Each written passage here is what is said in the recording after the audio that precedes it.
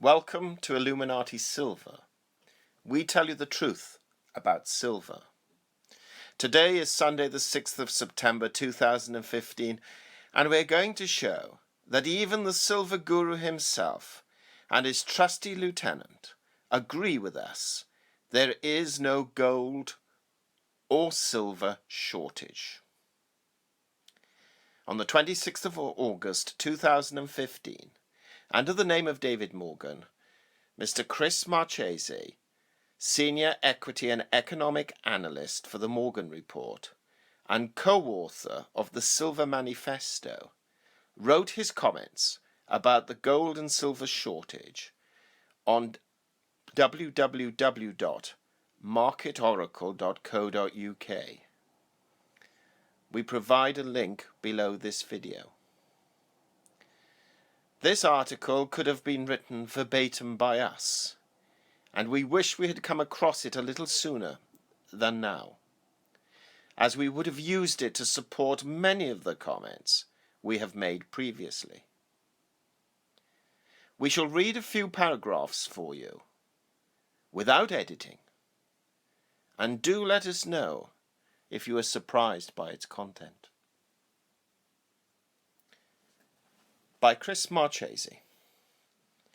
A pet peeve of mine is when an article is published talking about a shortage in silver or gold. Recently, we have seen an increase in articles claiming that there is a precious metal shortage simply because both the US Mint and Royal Canadian Mint ran out of blanks.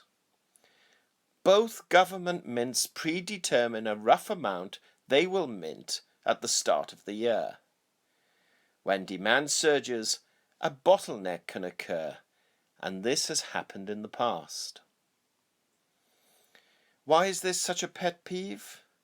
Because a shortage in a specific silver product does not mean a shortage in the raw material.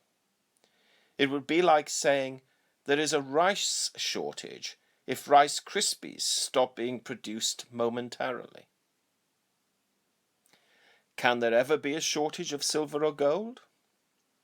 Theoretically, if you take the industrial aspect of silver to the extreme and industrial consumption skyrocketed and consumed total silver supply, which is primary supply plus secondary supply plus above ground inventory, where primary supply is worldwide mine production, secondary supply being recycled silver, and above ground inventory, which is roughly 2 billion ounces, then yes, total silver supply would be consumed. However, in this thought experiment, the probability is that those holding silver for investment purposes would be willing to sell silver at astronomical prices as the industrial demand continued ever stronger. But isn't that a shortage? Wouldn't there be pressure on an industrial user as to how much they would or could pay? In other words, what influence would the market put on these buyers and sellers? It must be pointed out that a vast amount of industrial products are price inelastic to the price of silver, because so little is used per item. So even if silver were to go up 10 or 20-fold, the amount used is so small in price relative to the overall sales price of the item that these industries would simply pay up to continue their manufacturing schedule. This is true in many electronic and medical applications. High prices would drastically influence silverware and jewellery, which would likely see large declines in sales, and that of course spills over into lower demand for silver as a raw material. Further, let us admit here and now that perhaps some industrial users might stockpile silver or hoard metal. This is stated from experience, as Ford Motor hoarded palladium for their assembly line as the price went parabolic.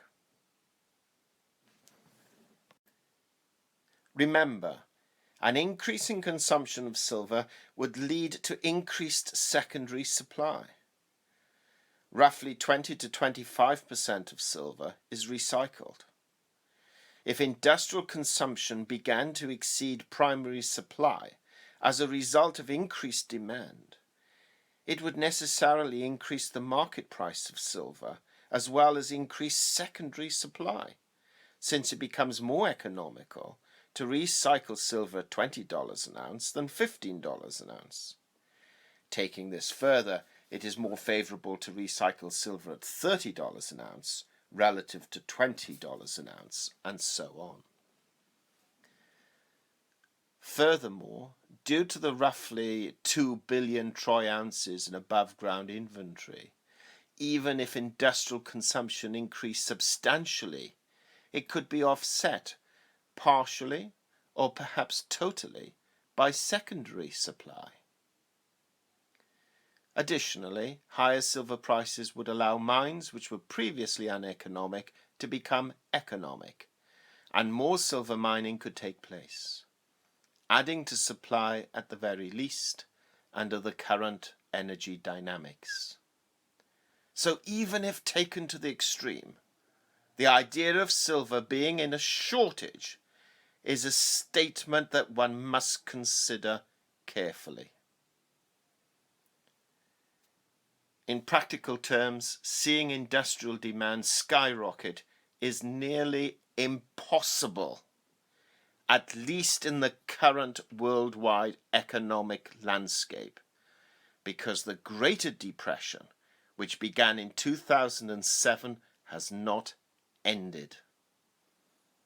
Since 2007 to 2008, the debt to GDP ratios in the major world economies has skyrocketed to dangerous levels, such that providing an environment for real economic growth to occur would cause the interest payments on debts to soar. In other words, because central banks do what the government tells them, allowing the natural rate of interest to prevail is realistically impossible. Simply stated, industrial consumption skyrocketing at this time isn't realistic, and realistically, silver and gold are not in a shortage. The definition of shortage, at least in this case, is the demand for gold, silver being greater than the supply. But both metals are available at some price, and given the fact the physical market has yet to overtake the paper market at current metal prices, speaks volumes, at least for now. So, there we have it. One of the most trusted people within the Pampas community agrees that there is no silver and gold shortage. So when you see vast premiums on silver dollars and Canadian maples, you know it's only a temporary phenomena. We hope you have found this video useful and informative. If so, please give it a thumb up, comment, and if you haven't already done so, please subscribe. Also, it would be helpful if you could share this on Twitter and follow us at IlluminatiSilv1. Disclaimer: Silver Illuminati owners come from a background of banking, international wealth management and economics. Having now retired from these worlds, we are not qualified to give investment advice. Therefore this and other productions must not be deemed to be giving such advice and merely represent the personal